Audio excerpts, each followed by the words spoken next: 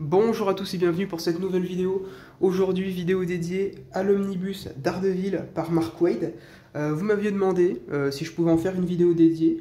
C'est chose faite. Voilà, aujourd'hui on va parler de ce run sur Daredevil, donc scénarisé par Mark Waid, dessiné par Chris Samnee, Paolo Rivera et Marcos Martin.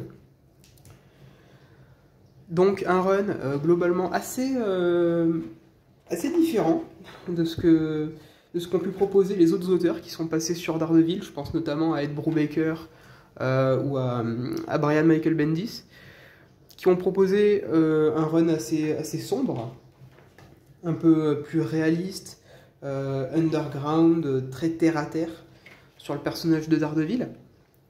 Là, on est sur quelque chose d'un peu plus, je dirais, peut-être pas coloré, mais plus léger.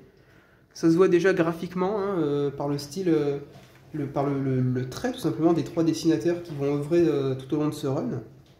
On est sur un style moins sombre, moins réaliste, moins polar que ce qu'ont pu nous proposer typiquement Alex Maliv. Ou qui c'est qui dessinait sur le run de Brubaker? Je sais pas si c'est pas Michael Lark ou Steve Epting, un des deux, je sais plus. Bref, on voit tout de suite qu'on est voilà, sur un style plus, peut-être pas cartoony, mais un peu plus léger, avec des idées de mise en page vraiment extrêmement originales, pour représenter le sens radar de Matt Murdock.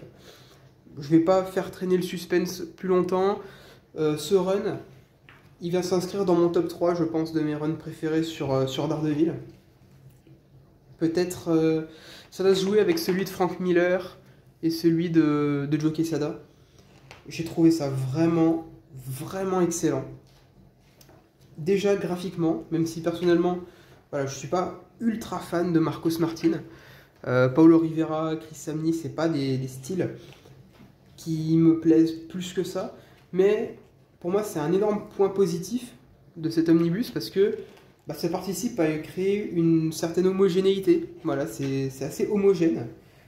Alors, il y a quand même un court arc qui est dessiné par Marco Checchetto, petit interlude, et là on est sur un style un peu plus rentre-dedans, réaliste.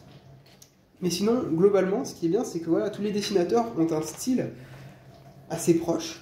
Du coup, ça casse pas l'unité graphique. Et ça, c'est vraiment le point positif de ce run. Problème qu'on n'avait pas, bien sûr, avec le run de Bendis, hein, puisque c'était Maliv quasiment tout du long. Il y a eu un arc, je crois, dessiné par un autre dessinateur, mais là, voilà, on est sur un run beaucoup plus homogène.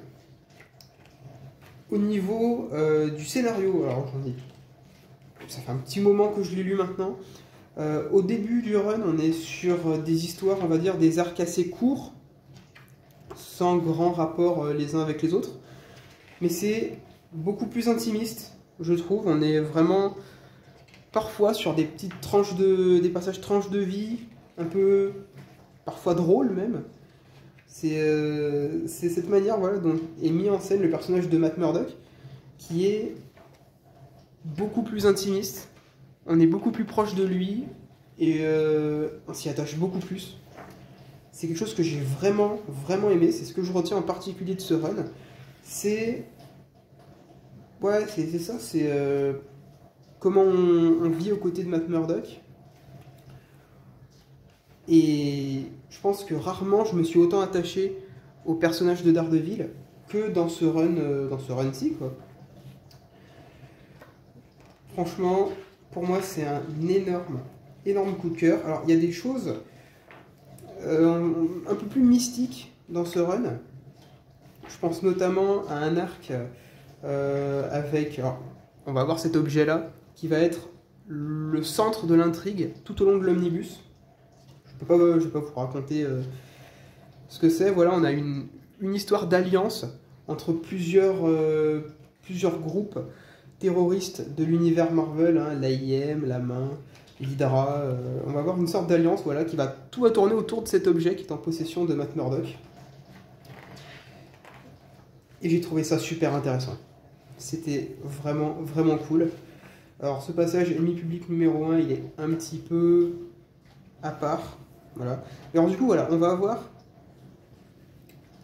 cet arc ici, qui va être un peu mystique, toute une histoire du cercueil de Jack Murdoch, le père de Matt, qui a été profané. Petite parenthèse, cette issue là que je suis en train de vous montrer, avec la chatte noire et Spider-Man, on l'a également dans un Deluxe, je crois, de Spider-Man, par Dan Slott, il me semble. En tout cas, je sais que je l'avais déjà lu quelque part, donc ça fait un petit doublon, mais c'est pas bien grave. Ça reste une histoire très sympa, et puis c'est extrêmement lié à l'intrigue principale de Daredevil. Donc voilà. Toute cette histoire, voilà, Bon, je pense que les images parlent d'elles-mêmes. Daredevil qui se retrouve sous terre. On va voir toute cette histoire autour de l'homme taupe, qui va essayer de ressusciter quelqu'un. Daredevil qui va affronter ses créatures. Donc là, on est vraiment sur quelque chose de différent. On n'est pas sur le côté, voilà, street level, entre guillemets, avec la mafia, les petits bandits de bas étage de Hell's Kitchen. Là, on va être vraiment sur quelque chose d'un peu plus mystique, ce qui dénote vachement avec la plupart des autres runs de Daredevil.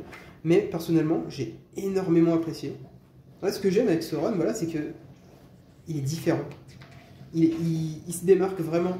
Là où il y a une continuité dans le ton entre le Daredevil de Bendis et celui de Brubaker, là on a vraiment quelque chose qui dénote.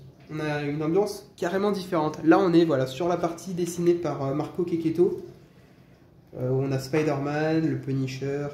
J'avoue que là, franchement, quand on passe de Marcos Martin, Paulo Rivera à ça, c'est particulier. Ça fait du bien, honnêtement, parce que c'est très très beau, hein, on va pas se mentir.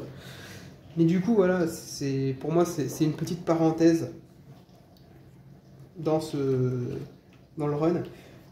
Là, voilà, là, on arrive plus sur ce qui fait l'essence même de ce run, là, quand c'est dessiné par Chris Samnee. Là, on est sur quelque chose d'incroyable. On va revoir un peu le passé de Matt Murdock à la fac, ses études, sa rencontre avec Foggy, comment est-ce que leur relation s'est développée. On va avoir toujours cette intrigue avec l'AIM, l'Hydra qui vont tourner autour de Daredevil. On va avoir voilà, l'arrivée de Luke Cage, Iron Fist. Ce passage en Latverie que j'ai trouvé incroyable. Incroyable, le passage en Latverie.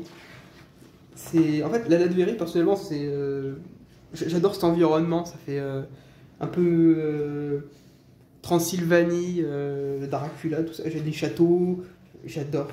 Et alors, si je dis pas de bêtises, on va avoir Daredevil qui va être privé carrément de son sens radar et qui va tenter de s'échapper de Latverie. Non, c'était trop bien, c'était excellent. Ça appelle un volume 2, hein, il me semble, donc très hâte de l'avoir. Là voilà, on va avoir cette issue avec Ant-Man qui va rentrer dans le corps de Daredevil. Il va y avoir, sans trop vous spoiler, après l'arc en Latverie, il y a un truc qui cloche avec Daredevil, avec ses pouvoirs, et ça va être assez important, mais je ne vais pas vous en dire plus.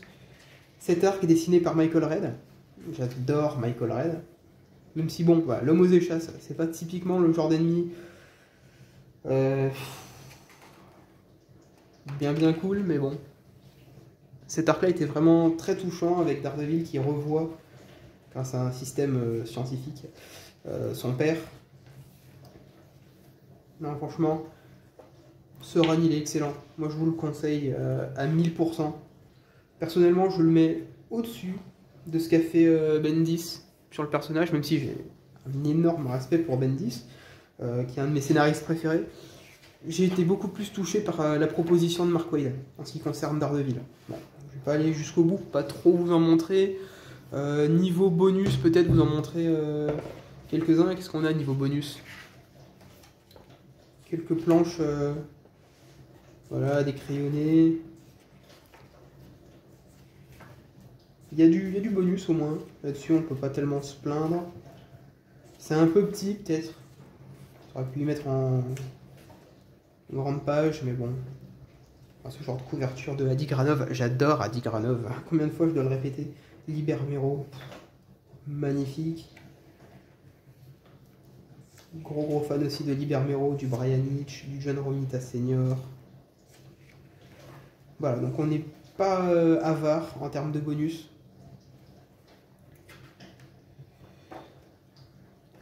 Pour un run qui au final fait partie de mes préférés, je le dis directement, voilà. Top 3 facile pour moi. J'ai pas encore lu le run de Zdarsky qui va arriver en Deluxe. J'ai à peine commencé le run de Brubaker, on n'a que le premier Deluxe pour l'instant de disponible. On verra, mais pour l'instant celui-là, il se classe facilement dans mon top 3.